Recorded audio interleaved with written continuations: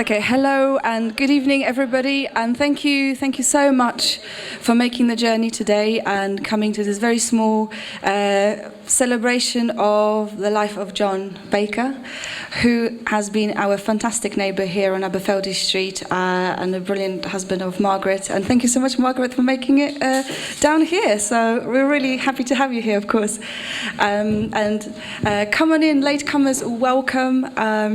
My name is Margot, and I'm here with Rick and Laura. We are from The People Speak. We just have a studio down there. So John has been our friend, and he's been just so connected to everything that we did. And we've got the PA system, so it was very easy to organize this. But I really would like to welcome every single one of you to tonight's celebration of John's life, because he would have absolutely loved seeing you here. So, yeah, thank you so much for making it. I'm going to start with just reading a few words that we got from Margaret, just to give you a little bit of, I don't know, you probably know a lot about John, but maybe there are some things that you don't know, and maybe you'll find out some things from this little piece of writing about John's life, which I'd like to read on behalf of Margaret. In loving memory of John Baker, 30th of May 1936, 21st of March 2022. John was born in Redruth, Cornwall, the second of 3 children. He remained close to his sister in later life. His education began in village school, and he then won a scholarship to a private school. At the interview, he was asked to spell the word yacht, which he did with ease. He was 7 years old. Later, John won a scholarship to Cambridge, where he studied the sciences for which he got his degree. He went on to study medicine right up to his final year. It seems very strange, as a young man, he delivered babies at the London hospital, where he was to end his life. Realizing that medicine was not for him, John abandoned his studies and went into advertising, where his creative skills brought him a large salary, although money was never a motivation for him. John was a polymath, a brilliant writer. When he wrote to newspapers or journals, his letters were always published. John was a socialist and a Christian until losing faith in the church. He felt the church did not speak out against current injustice. Ironically, the Archbishop is now speaking out. John's 69th birthday found him walking from London to Canterbury to raise money for the homeless. The walk was 71 miles. He was delighted when the family intervention organization which he invented won an award. He also won an award for outstanding service to the community in 2010. John was widely read. He loved poetry, especially the Bengali poet Tagore. Finding himself in a largely Bangladeshi community, John made many Bangladeshi friends. He went to Bangladesh 4 times, once to help street children make films, and at other times to assist in filmmaking and to see friends. He had a saying about people. It was first look for the good bits, and although a deeply serious man, he had a good sense of humor. He also loved cats. I didn't know this. And cats who always run to him. Very well known on the Aberfeldy, John was easily recognized by the various styles of hats he wore. John had a workshop in Aberfeldy Street where he constructed woodwork at which he was skillful.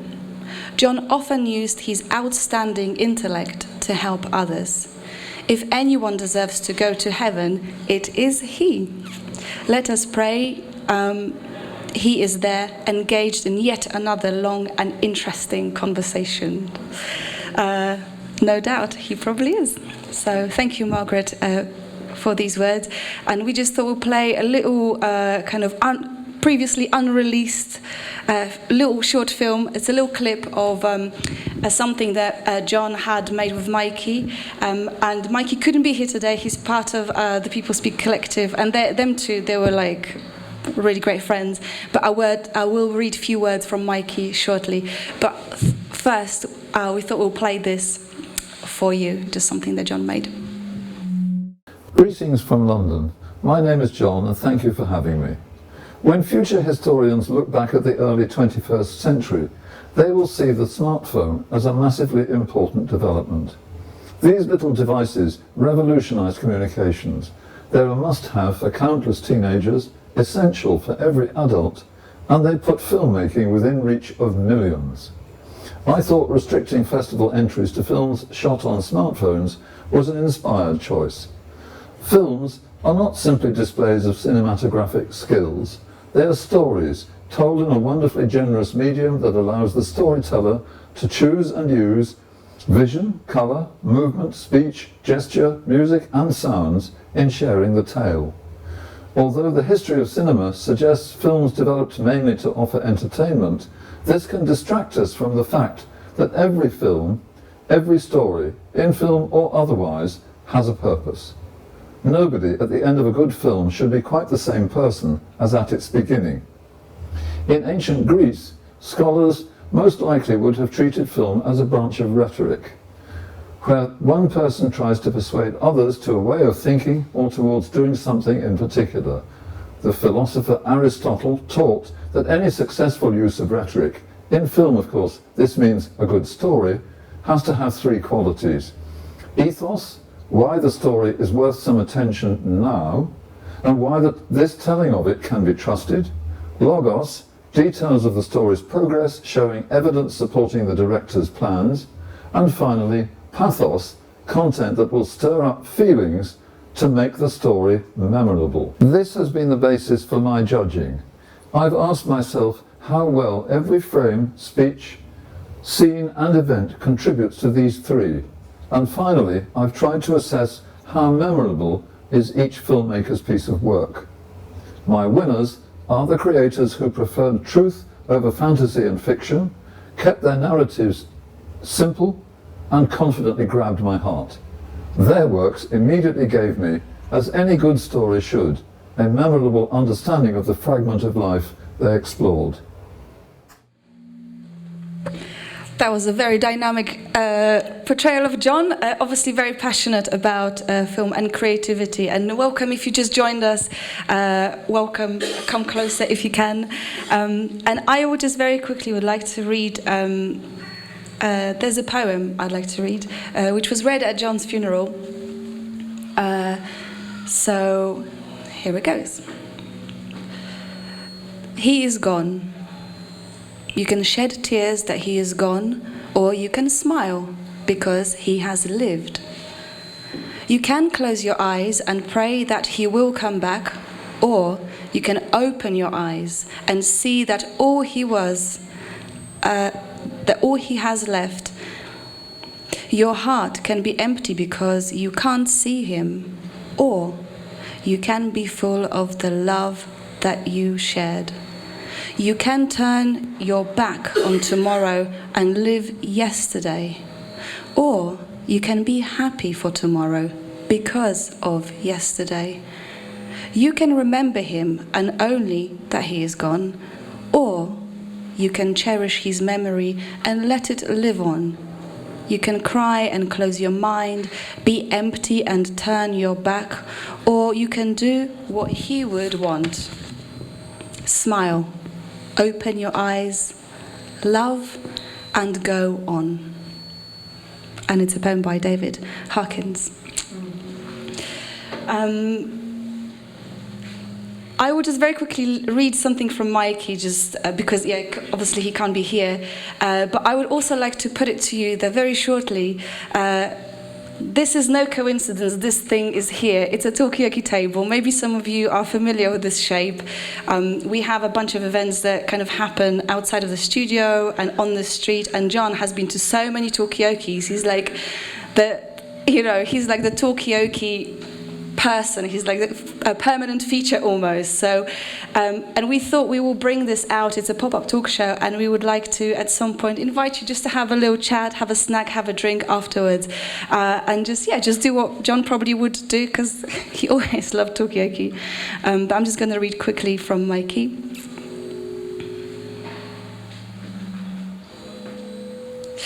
From Mikey. Very sad not to be there in person. Over the years that John used to pop in most of the days to our studio in Aberfeldy Street, we chatted about many things, mostly ideas to change the world. He was still doing it, helping people with their projects and allowing them to express their natural creativity. He believed our society was broken because we've forgotten how to make anything. So he was involved in helping people make art, films, poetry, writing. That was something we had in common, apart from the poetry. Over the countless coffees, I heard a lot about John's life, or many lives, as a medical intern, copywriter, removalist, traveller, his early life in Cornwall, his mother's work as a radio documentary editor in Birmingham. But he also had a lot to say about the future and new ideas. He would happily attend parties and chat with people of all ages. He always wanted to read the books I had read and bringing in his books. I miss those conversations with John. He was a great soundboard for ideas and always so encouraging to our projects. We will miss him a lot. Welcome, come on in. Don't be shy. We just thought... apologies, we don't have loads of chairs. Oh, there's some chairs there. Wait. I got some chairs. Come in and welcome. And we'll just bring out some more chairs as well. There's some just chairs here. These guys are getting some. Yeah. Come and grab a seat from here. Thank you very much.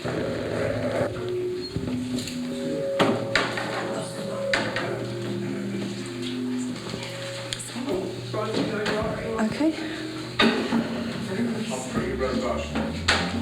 Great.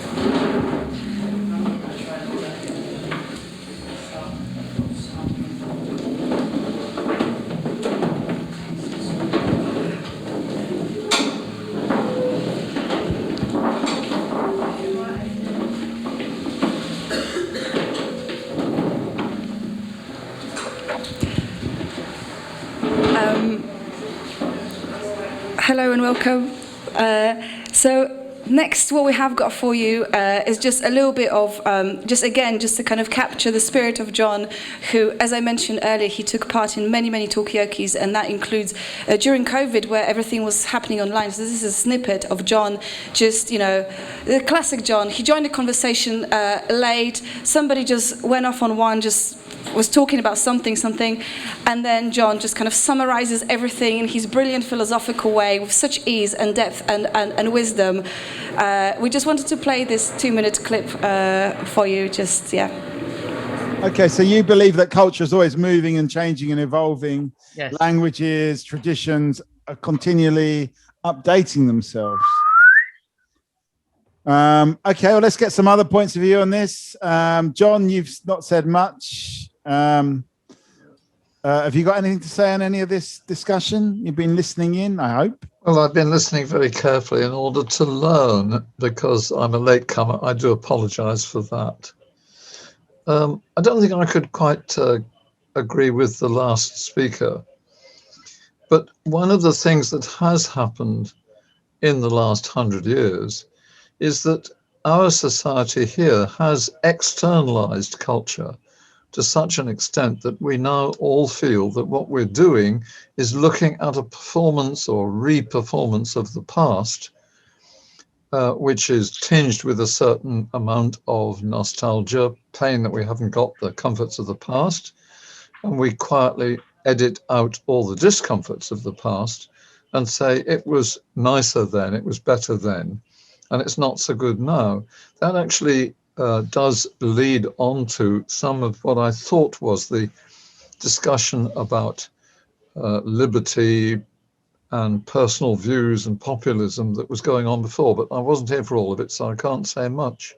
But this thing about culture, language, of course, is a most important feature, possibly the most important feature of culture. And the very fact that as children we adopt a mother tongue and proceed in our lives with it, we have made an irrevocable decision to be largely a product of our own culture, because that's where the thoughts and the feelings come from.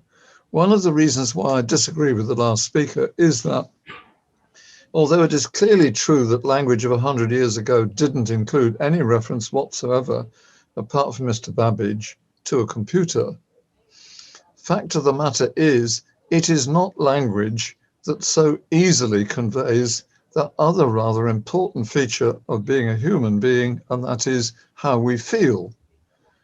That's one of the reasons, perhaps, why we have poets and song makers, because they learn to put into a shareable condition things that most of us can only feel. I'll stop there. So that was John. I mean, in a nutshell, just a little digression, just a little kind of summary of the state of culture and language, just, a little 2-minute taster.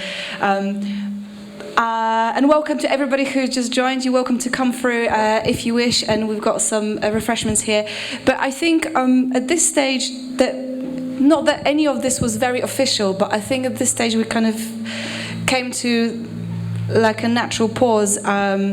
We don't have any more things to read out, but what I'd like to offer up to you and just throw it out there is maybe if you had personal memories of John, or maybe how you connected with John, if you wanted to share some of this with us, that would be really, really fantastic. And but also take time to after that, there's going to be time to kind of have some drinks and snacks and have some informal conversations, and then we're going to do the talkioki. But I wondered whether anyone would like to say anything, just throw in a little memory of John, or how you know him, because I know he's been involved in so many different projects, creative and making, and yeah. Grab the mic. Thank you. My name is Jalal. I'm a neighbour across the way from where John and Margaret live. I just want to say, looking at John and hearing him speak, it's such a splendid thing. He's tall, handsome, and so strong. But his amazing intellect, just on demonstration there, that's what I remember him for, and his compassion, helping people in need. He was always striving so hard to help others, and it's just values and experiences I think we can all take heart from. Thank you. Thank you very much. Yeah. Hi, my name is Maher. I knew John along with Rukia and Shama here and others from the Oitija Collective. John was one of the co-founders of the Oitija Collective, going back now almost 10 years.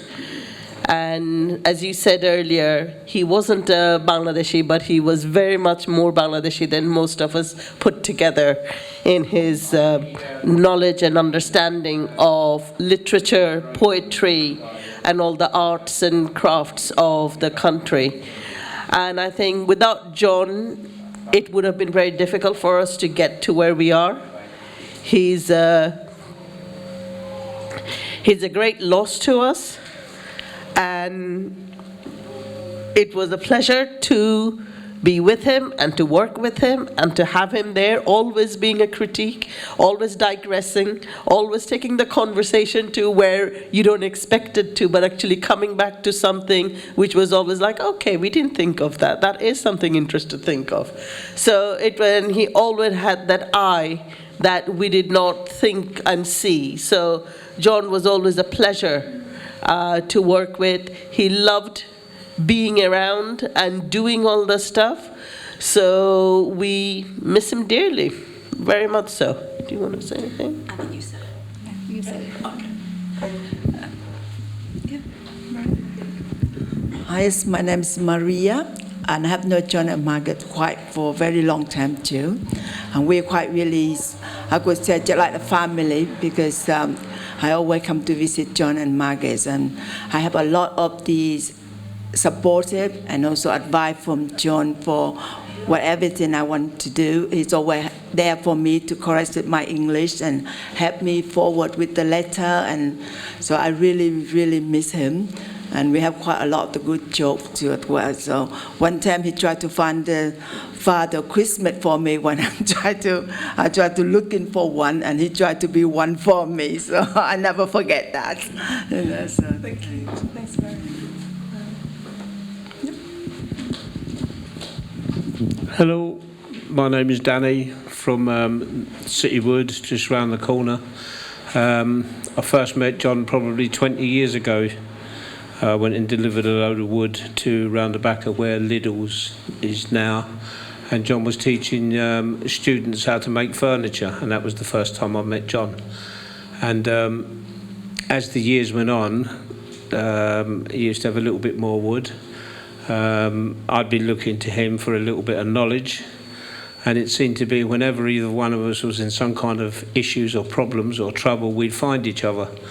And John has been an inspiration and a massive support several times on an intellectual level, and whenever we've needed to battle the authorities, no matter who it is, Poplar Harker, the council, John's been brilliant. He's been absolutely brilliant.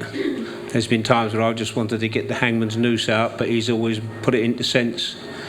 And yeah, he's dearly missed, but we've crossed many bridges together. I'll never forget one day when all the electric has gone in the shop, we can't do anything. What do? I said, I'll go to a shop up the road and get a fuse for you. What, as simple as that? Yeah, I'm sure it is. And yeah, he was just so grateful. It was incredible, because that's all he was a main fuse. And yeah, he never needed much, that's for sure. But he was a massive, massive help whenever we needed it. And he was always, you know, like we'd done a garden round the corner, he'd be there and fight for it. We were doing a community recycling project. Whenever we had issues, he'd be there and fight for it. No questions asked, he'd just be there and fight for it, and he was just incredible. The man was amazing, as I'm sure you all know anyway. But yeah, we'll miss him dearly. He was an umbrella for the community. He wanted to keep all of us together under his umbrella. We miss him dearly. We love you so much, John.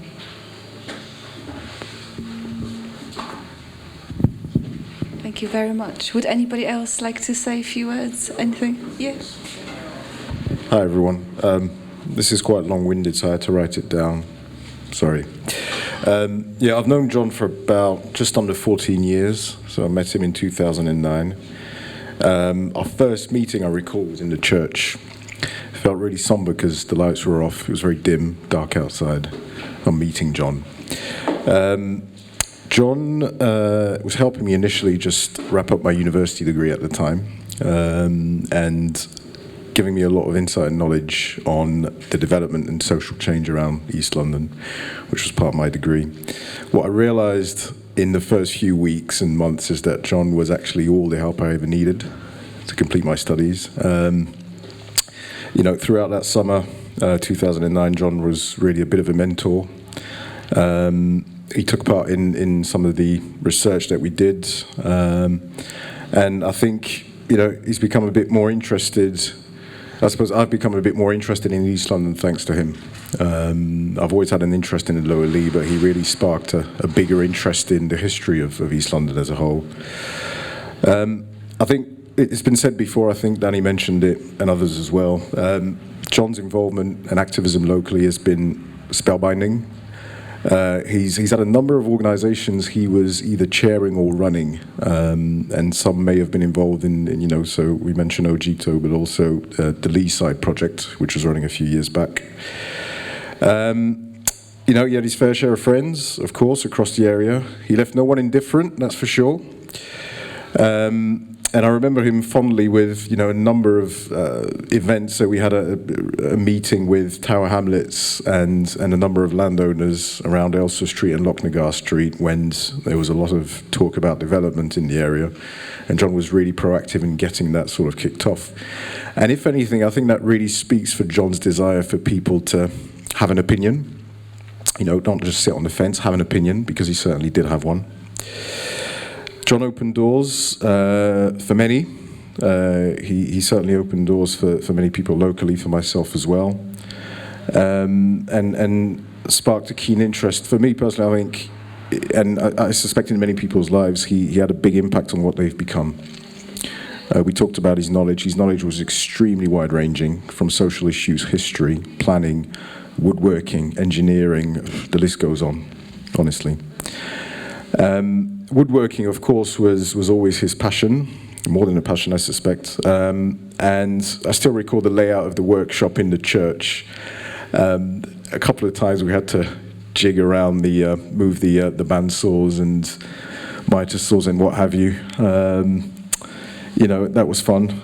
I still can't get over how he moved all the equipment to 53. Not sure how that happened. That was you, Danny. Okay, now we know.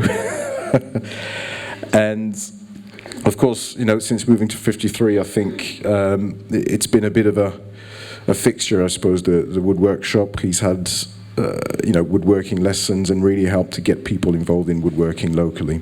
A dying craft, if we can put it that way. I still remember fondly conversations we would have in the workshop. I could turn up 2 or 3 o'clock on an afternoon, and I wouldn't leave until 7 or 8 in the evening. Not even sure, remembering how the conversation started. But that was John. John always had time for you. And as a society, I think that's something that we've lost, making time for people. So that's something that I certainly, personally will and have taken on, make time for people. I think, part of what I am and what many people are today is thanks to John. And he remains present in our lives and will be. And I think, if anything, he will want us to carry on pushing for knowledge sharing as he did for so long. Share what you have. I'll never forget one thing that he did mention about knowledge. He said, in life you generally start having to learn a little bit about lots of things.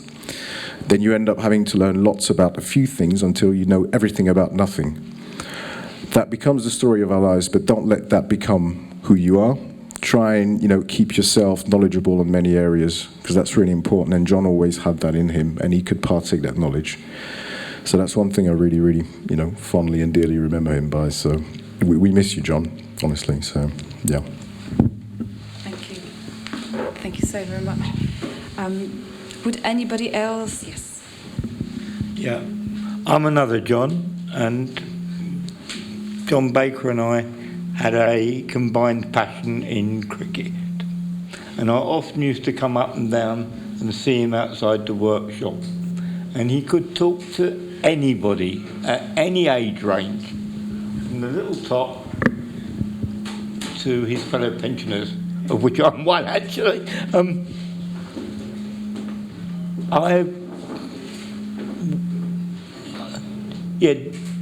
John was, I suppose, what we'd call a Renaissance man. He had a little bit of everything, but what was so great about him was he was happy to share it. He didn't keep anything, and if you'd got an idea, even if it's only half formed, he'd turn around and say, "Tell me about it." And by the time you'd finished, your idea was much better formed. I will miss him greatly, because you could go and ask him any question and he'd reply, and that reply would put you on a route to gaining more knowledge.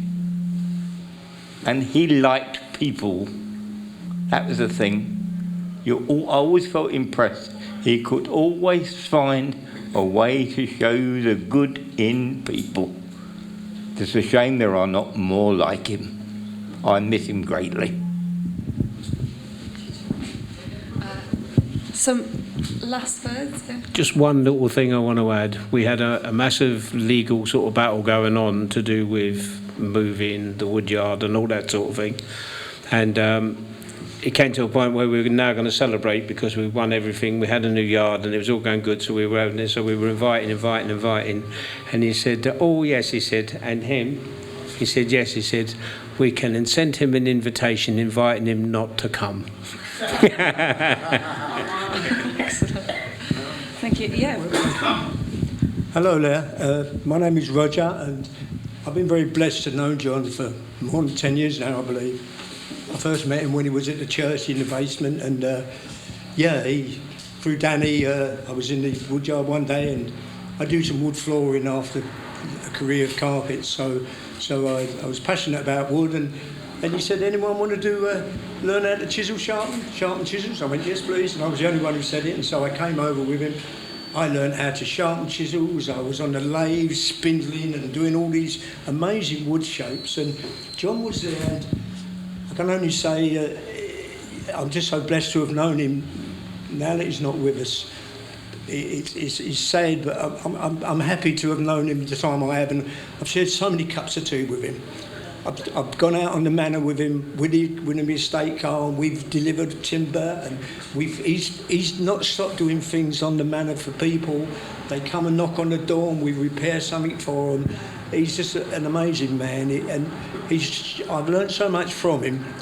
Even though I'm younger than him, I'm up there in some form of years, and I can absorb all that he's shown me, and he shared everything with me, and the people that I met through him. He was always doing things for the students, and the workshop was always full of wonderful people enjoying being in his company. I was one of them. I'm very privileged to have been this close to him on so many occasions, and the one thing I take away from him, and I want everything done right now at this moment. I don't have the patience to just do what John does methodically, but he did show me one thing, or tell me one thing, and that's, if you've got to do something, do it to the best of your ability and do a wonderful job. And that's what I've become. I've become a good quality. Whatever I do the best of my ability for everybody, and it's something I learned through him. I'll always be grateful. Thank you. Cheers, Roger. Anybody needs anything doing, come and see Roger. Yeah. We'll come and see you afterwards. But I think anything else? Sorry. Max. Is Max here? Max? That's Max. Behind you. Oh, he said it. Would you like to say anything? Wonderful. So, of course. Hi, my name's Julia. I work for Poplar Harker. John was heavily involved in Poplar Harker many, many years ago. There was a falling out somewhere along the line. I've never ever got involved in anything like that. But he liked me and I liked him. And the one thing that I really, really admired about him more than anything else was he stood firm for what he believed and he wouldn't budge. Thank you, Julie. Okay, so I think we're just gonna... Oh, no, there's some more words to say. Come a bit closer, and share what you'd like to say. I remember John as a young person in the Aberfeldy Centre. Every time I came across him, he always had words of empowerment for me. Always reminded me to stand up for what I believe in, but more so to continue to follow my passions. And that was quite rare growing up. So, yeah, that's all. Short and sweet, but yeah, it's a good memory of him always. I always had that every time, even seeing him just across the road. Same with Benita. I remember John being like a mentor for me, and just a strong human being. And even though we never came from the same background, like I'm a black Muslim woman, and like he's a strong, amazing, you know, Caucasian man, but we had so much in common. Like he believed in everybody, like that came in, and he was a safe place for everyone, and we spoke about everything, like politics and religion and life. And one thing that he always told me to have is belief, like that despite the circumstance of growing up in like Aberfeldy Estate, a council estate, like always have a vision. And I think his words and Margaret also, like being my mentors and really pushing me from a young age, because like they were my role models. And he like Vanita said, like he just believed in everybody, and I will forever be indebted to him. And if I tell my children about him now and just say, like, he's like a hero. He's like a hero to all of us, and I will always hold him like close to my heart. And I pray for him as well. And that's all I wanted to say. Like a beautiful soul, like a rare human being. And I don't think there's many people that are going to be like John that come to the Aberfeldys. It's an honor that God chose him to be Aberfeldy for us, because he was our voice. He was our, he believed in us, and he gave us hope. And this hope has taken us to many places, and it will continue to, because I feel like every community needs hope, and I think John was our hope in this community. And I really do hope that he, wherever he is, I'm praying for him. That's it. Thank you. And I think I will just invite you to have drinks and snacks, because I've been talking about it a lot, I feel. But I just want to say a big thank you to the Making Space for having us here tonight. Also to Tommy Flowers, and also to More Life Home, and to every single person who came here today. And thank you so much for everybody who braved it on the microphone and shared your memory of John, because I feel like I've learned so much more about John, and I hope you feel that too. And once again, thank you so much, Margaret, for being here and letting us have this, community celebration for John, who has touched so many lives. And I'm going to stop talking now, but we'll carry on with Talkiokis. But please come and grab a snack, grab a drink, have a chat, and we'll just do Talkioki until 8 o'clock. And we can talk about John, we can talk about anything you want. But thank you so very much. And I'd just like to say thank you very much, everyone.